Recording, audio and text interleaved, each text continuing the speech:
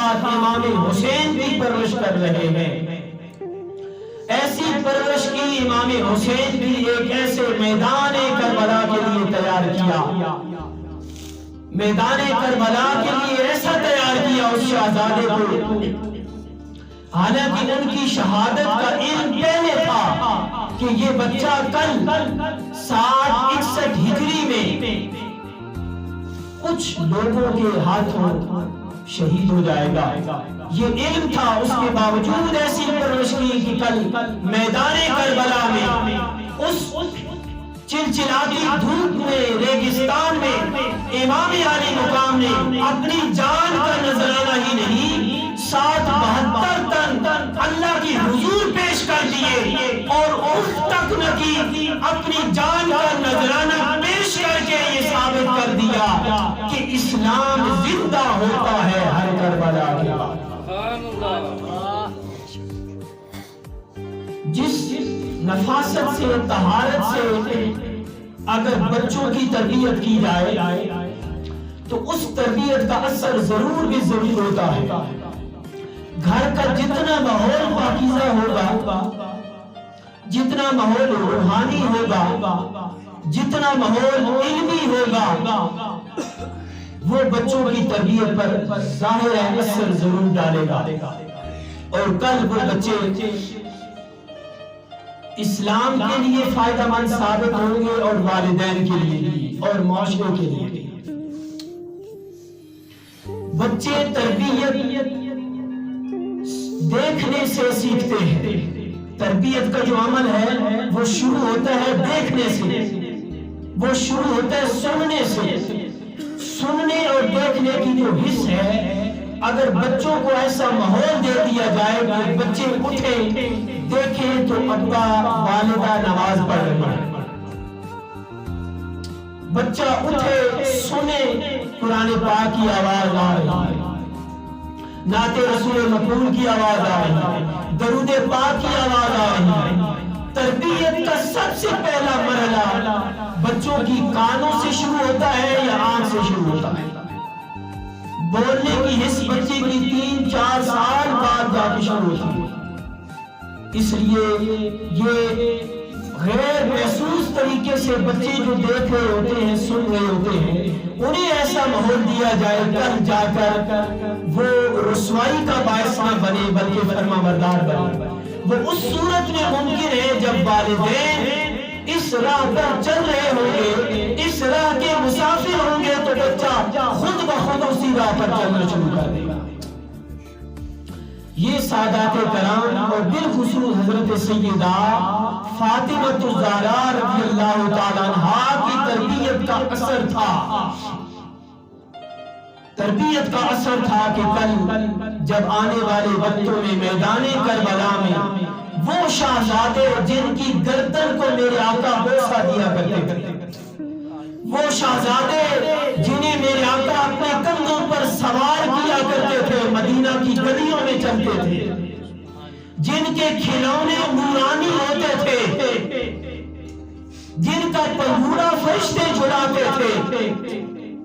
جن کا روٹی کا لقمہ اس سے نور کی شعاع نکلتی تھی، کیا وہ بچے عام بچے تھے؟ ان بچوں نے تو بچپن سے جب آنکھ کھولی تو یا تو قرآن کی تلاوت کو سنا، یا اپنے نانا جان کی سواری کو دیکھا،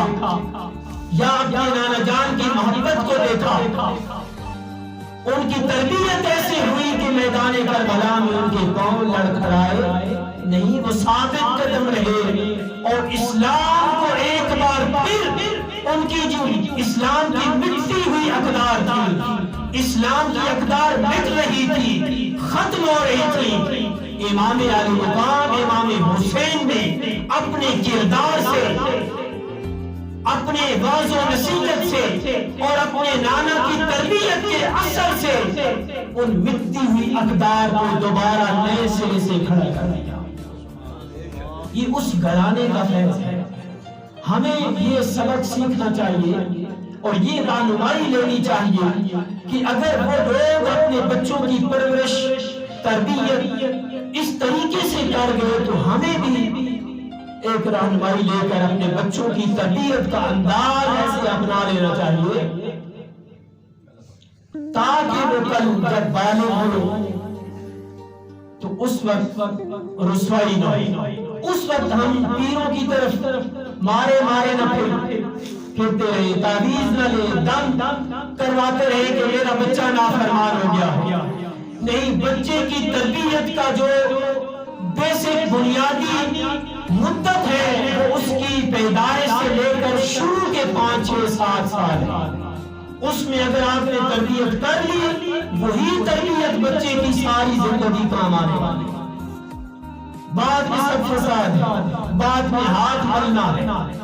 بعد میں افسوس اور شرمندگی ہے، اس کے سوا کچھ نہیں ہے۔ اس لیے حضرت سیدہ فاطمہ الزہرا رضی اللہ تعالی عنہ کی جب ہم ذکر کرتے ہیں تو اس میں یہ چیز بھی ملتی ہے کہ غیر محرم کی طرف نظر اٹھا کے دیکھنا،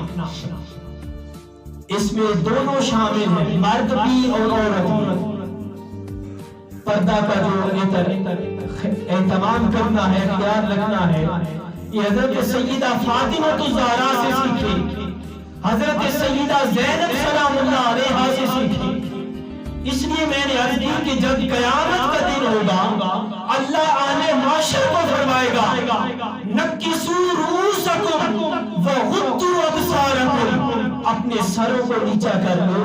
آنکھوں کو جھکا لو، سیدہ فاطمہ کی سواری کا گزر ہو رہا ہے۔ آپ کی طہارت، آپ کے پردے کا یہ عالم ہے کہ قیامت کے دن بھی اہل معاشر اپنے سروں کو جھکا لیں گے۔ جب ہم ان سادات کرام اور مبارک ہستیوں کا ذکر کرتے ہیں، ہمیں بھی سبق حاصل کرنا چاہیے۔ اس میں ہمارے لیے سبق یہ ہے، ہماری مائیں، بہنیں، بیٹیاں، جہاں تک میری آواز جا رہی ہے، ان کی نظر غیر ضروری کسی نامحرم پر نظر نہ پڑے، اور میرے بھائی، بیٹے، ان کی نظر خواتین پر نہ پڑے۔ پہلی نظر جب پڑتی ہے نا، آپ راستے میں جا رہے ہیں، اچانک سے آگے کوئی عورت سامنے آ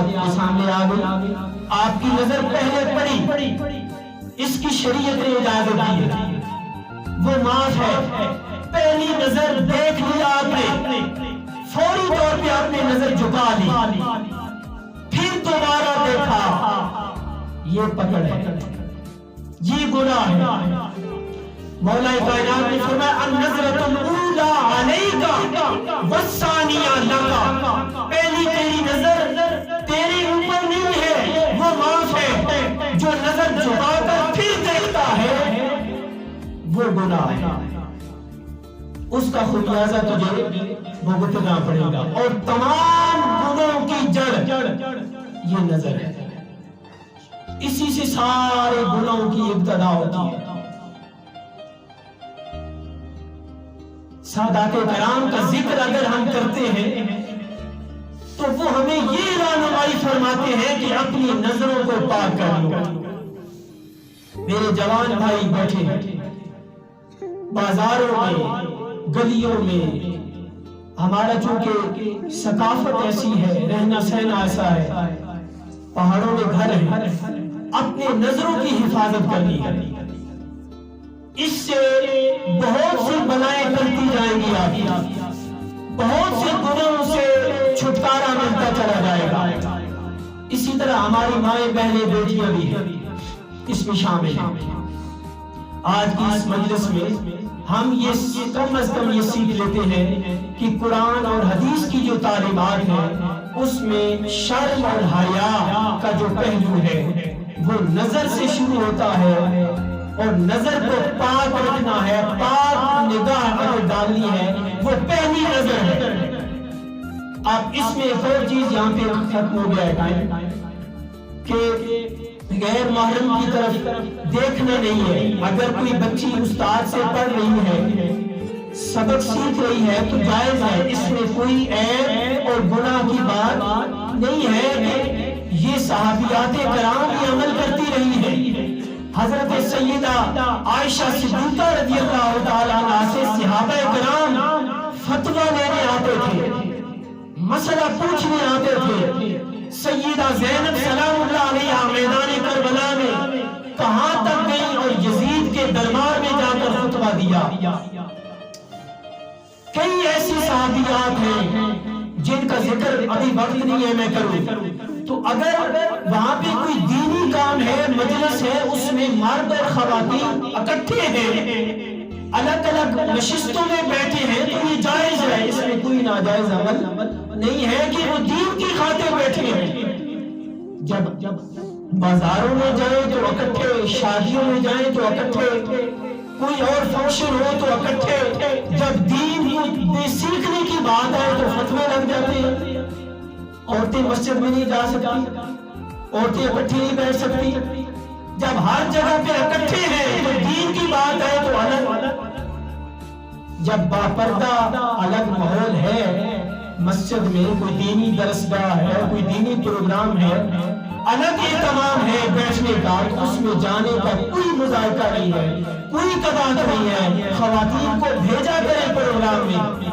دین کے پروگرام میں، ان کا بھی حصہ ہے دین میں جتنا مرد کا حصہ ہے۔